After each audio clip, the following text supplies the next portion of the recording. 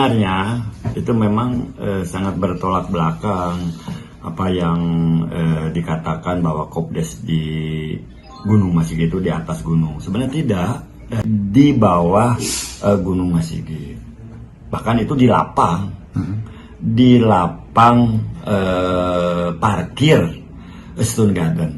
Dan juga pembangunan itu tidak mengganggu lapang parkir, karena memang diaturlah jangan sampai posisinya ada di tengah-tengah. Nah, 90% lah, ya 90%-an ya.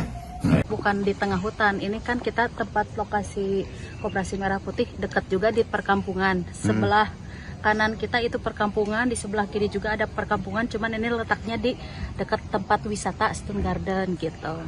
Jadi bukan di tengah hutan. Ya kalau untuk tempat mah ya pribadi mah ya setuju aja. Mungkin ini kan bukan untuk bukan pilihan 1 orang 2 orang juga. Mungkin ini hasil musyawarah juga. Sedangkan tempat koperasi ini kan mungkin yang dicarinya tempat yang luasnya gitu. Sedangkan Desa Gunung Masigit tempat luas, cari desanya ya di sini tempatnya gitu. Pemirsa, viral di media sosial lokasi Koperasi Desa Merah Putih yang jauh dari pemukiman warga. Menteri Koperasi Ferry Juliantono angkat suara dan menurutnya jumlah Kopdes yang terpencil sangat kecil. Banyak beredar di media sosial lokasi Koperasi Desa Merah Putih tak ideal atau jauh dari pemukiman warga. Menteri Koperasi Ferry Juliantono mengatakan lokasi pembangunan Kopdes tersebut tidak asal pilih, melainkan sudah melalui kesepakatan dengan masyarakat setempat. Ferry juga menjamin dari 30.000 Kopdes Merah Putih di seluruh Indonesia, hanya 10 Kopdes saja yang lokasinya dinilai tidak ideal. Selain itu, Kementerian Koperasi memastikan 23.000 Kopdes kini tengah dalam pembangunan akan rampung Agustus mendatang. Ini jumlahnya saya sudah hitung. Coba bisa disebutin nggak? Kurang dari 10 dari yang sering kita baca di sosial media. Dari 30.000 yang bulan Agustus pembangunan fisik, gudang milik dan alat kelengkapannya sudah dibangun. 10 yang dalam kondisi yang tidak ideal, menurut saya tidak bisa dikatakan itu kan sedikit persentasenya. Dan tentu nanti kita akan lakukan proses verifikasi, validasi, dan tetapi penentuan lokasi itu sudah dimusyawarahkan oleh masyarakat desa dan kepala desa. Menteri Keuangan Republik Indonesia Purbaya Yudi Sadewa mengatakan bahwa Bali menjadi kandidat terkuat lokasi pembangunan International Financial Center atau Pusat Financial International Indonesia. Sementara itu, Purbaya pun menegaskan Ibu Kota Nusantara atau IKN di Kalimantan Timur belum masuk dalam rencana pembangunan PFII.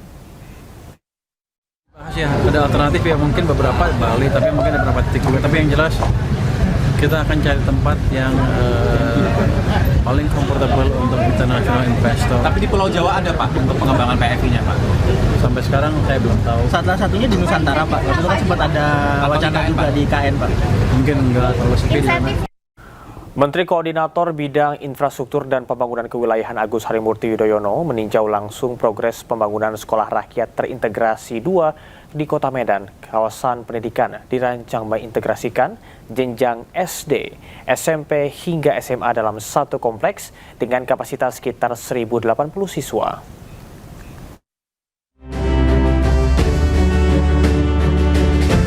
Menteri Koordinator Bidang Infrastruktur dan Pembangunan Kewilayahan Agus Harimurti Yudhoyono meninjau langsung progres pembangunan Sekolah Rakyat Terintegrasi 2 Kota Medan Jumat siang. Dalam kunjungannya, Agus Harimurti menegaskan program Sekolah Rakyat merupakan salah satu prioritas Presiden Prabowo Subianto untuk memperluas akses pendidikan berkualitas sekaligus strategi memutus rantai kemiskinan antar generasi. AHY menambahkan pendidikan merupakan instrumen paling efektif untuk meningkatkan kesejahteraan masyarakat. Karena itu negara harus hadir memberikan kesempatan yang sama bagi seluruh anak Indonesia, khususnya yang berasal dari keluarga kurang mampu. Dalam kesempatan tersebut, AHY juga menyampaikan apresiasi kepada pemerintah Kota Medan, Kementerian Sosial, Kementerian Pekerjaan Umum, serta seluruh pihak yang terlibat sejak tahap perencanaan hingga pembangunan fisik sekolah. Salah satu upaya serius pemerintah, dan ini adalah program prioritas Bapak Presiden Prabowo Subianto yang menugaskan Kementerian Sosial dan tentu dibantu secara teknis pembangunannya oleh Kementerian Pekerjaan Umum, di mana saya juga salah satu yang mengkoordinasikan fungsi-fungsi pembangunan infrastruktur di berbagai wilayah. Kita ingin melakukan intersepsi terhadap upaya memutus rantai kemiskinan melalui pendidikan yang terjangkau, pendidikan yang berkualitas dan bahkan di sini gratis. Sekolah Rakyat Terintegrasi 2 berdiri di atas lahan seluas sekitar 6 hektar milik pemerintah Kota Medan.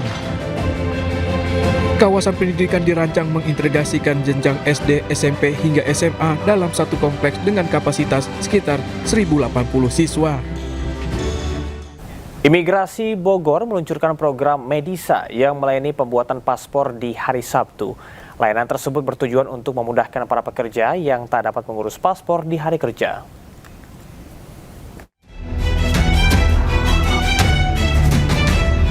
Kantor Imigrasi Kelas 1 Non-TPI Bogor membuka layanan pengurusan paspor akhir pekan melalui program Medisa. Layanan ini bertujuan untuk mempermudah bagi masyarakat yang tidak dapat mengurus paspor pada hari kerja. Sementara layanan pembuatan paspor tersebut dibatasi dengan kuota maksimal sebanyak 50 pemohon per hari. Ya, sebenarnya sasarannya itu untuk memudahkan para pekerja atau juga kadang kan juga anak-anak udah mulai bikin paspor tapi mulai sekolah kan gitu. Jadi untuk yang berhalangan di hari kerja lah kita memberikan kemudahan di weekend ini. Pemohon paspor merasa terbantu dengan adanya layanan ini karena keterbatasan waktu di hari kerja. Mereka juga berharap agar imigrasi dapat menambah kuota bagi pemohon.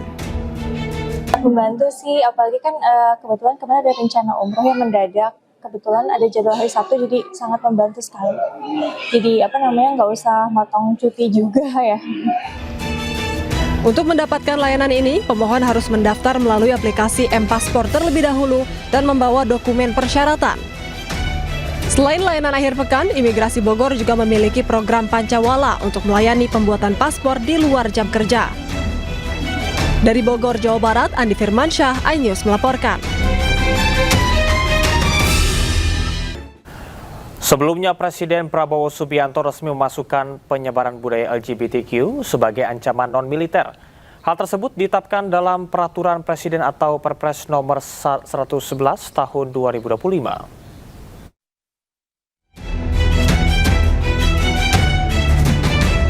Pemerintahan Presiden Prabowo Subianto telah menetapkan penyebaran budaya LGBTQ sebagai salah satu ancaman non-militer terhadap kedaulatan dan keselamatan bangsa. Hal ini tertuang dalam Peraturan Presiden nomor 111 tahun 2025 yang menjadi landasan bagi kebijakan umum pertahanan nasional periode 2025-2029.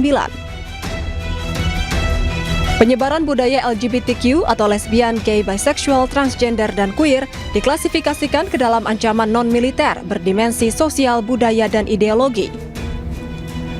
Pada bagian ancaman non-militer, penyebaran budaya LGBTQ masuk dalam satu klasifikasi bersama radikalisme, terorisme, judi daring, pinjaman online ilegal, hingga penyalahgunaan narkoba.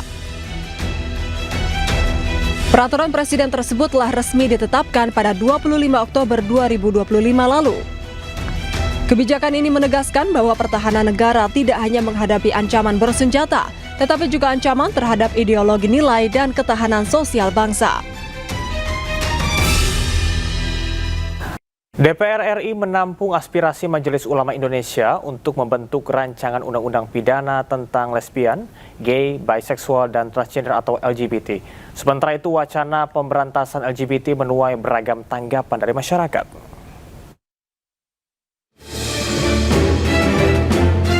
Majelis Ulama Indonesia tengah menggodok naskah akademik dan rancangan undang-undang pidana tentang lesbian, gay, biseksual, dan transgender atau LGBT.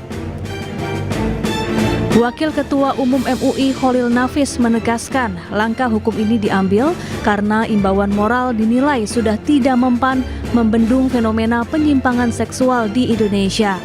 MUI menyatakan perang terhadap pelaku maupun kampanye LGBT.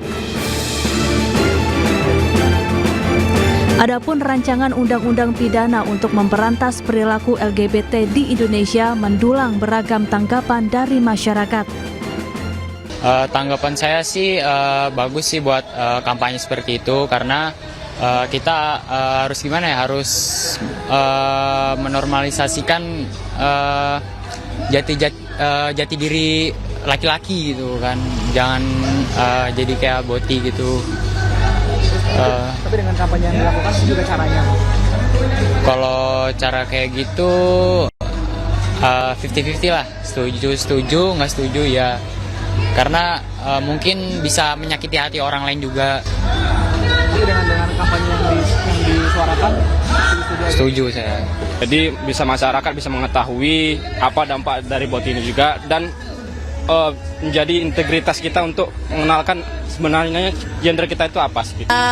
Untuk kampanye berantas boti menurut saya oke ya, since LGBT di Indonesia kan masih belum diperbolehkan ya, masih ilegal. Cuman mungkin caranya kali ya Mas, nggak yang lindas boti atau apa anarkis banget. Cuman mungkin bisa baik-baik atau pengarahan kayak kalau nemu orang yang agak-agak boti bisa mungkin diluruskan atau dibilang baik-baik gitu.